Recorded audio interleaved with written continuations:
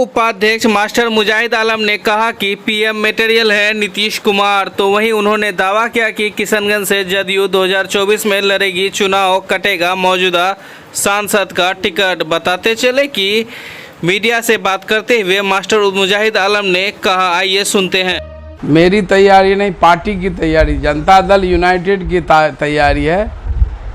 जब मई 2019 में जनता दल यूनाइटेड के जो उम्मीदवार मरहूम सैयद महमूद अशरफ साहब लगभग 30,000 वोटों से हार गए और पूरे बिहार में जेडीयू 17 सीटों पर लड़ी और सिर्फ एक सीट जो है किशनगंज लोकसभा हार गए। और किशनगंज जिले में 4 विधानसभा मिलाकर जेडीयू लीड पर था 6,000 से ऊपर वोट से, लेकिन महमूद अशरफ साहब अपने घर में ही हार गए।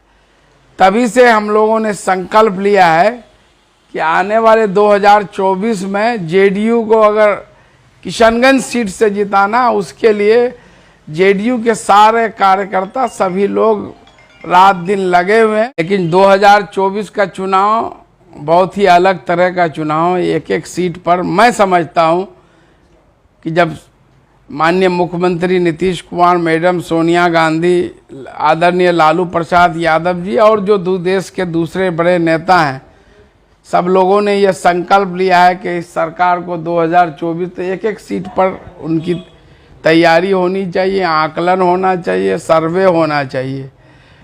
और ऐसा बहुत बार हुआ है, बहुत बार हुआ है।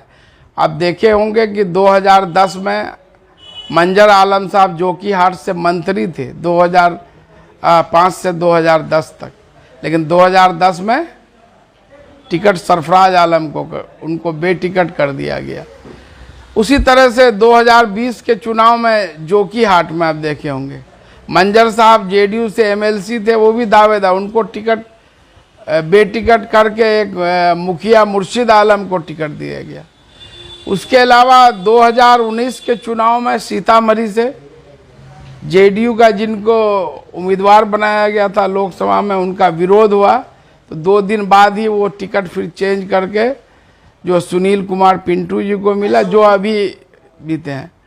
तो ये आकलन होता है। आप 2019 में भी आप देखे होंगे कि आदरणीय राहुल गांधी जी 2 जगह से चुनाव, अमेठी से वो सांसद थे, वहाँ से नामांकन किए, लगा उनको कि ये सीट लूज कर जाएंगे हम लोग। फिर जो है केरल से जो है वायनाड से जो है वो नॉमिनेशन किए। लगभग आधे लोग, सभी पार्टी का देखेंगे तो आधे लोग बेटिकट हो जाते हैं। तो ये अच्छी पहल है। और नीतीश कुमार, आप जानते हैं कि भ्रष्टाचार के मामले में उन पे कोई आरोप नहीं है। और पिछले दिनों बीजेपी ने जो 2 बार चुनाव भ्रष्टाचार को ही मेन मुद्दा बनाया और 2019 के चुनाव में राष्ट्रवाद को ही मुद्दा बनाया।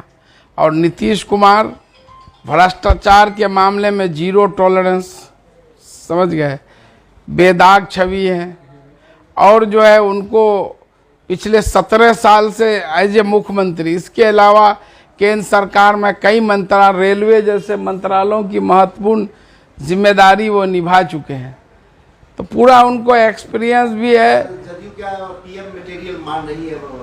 निश्चित रूप से मुख्यमंत्री नीतीश कुमार पीएम मटेरियल है। और हम लोग मानते हैं कि अगर नरेंद्र मोदी जी को अगर कोई टक्कर दे सकते हैं तो नीतीश कुमार दे सकते हैं, अगर महागठबंधन या जितने विपक्षी दल अगर सहमति हो जाए। और हमारे खुद मुख्यमंत्री ये कह रहे हैं कि भाई हमारी कोई इच्छा नहीं है, हम कोशिश कर रहे हैं, प्रयास कर रहे हैं कि सब लोग आ करके एक राय से किसी को आगे बढ़ा दीजिए, ताकि जो है इस सरकार से जो है देश को मुक्ति हो जाए।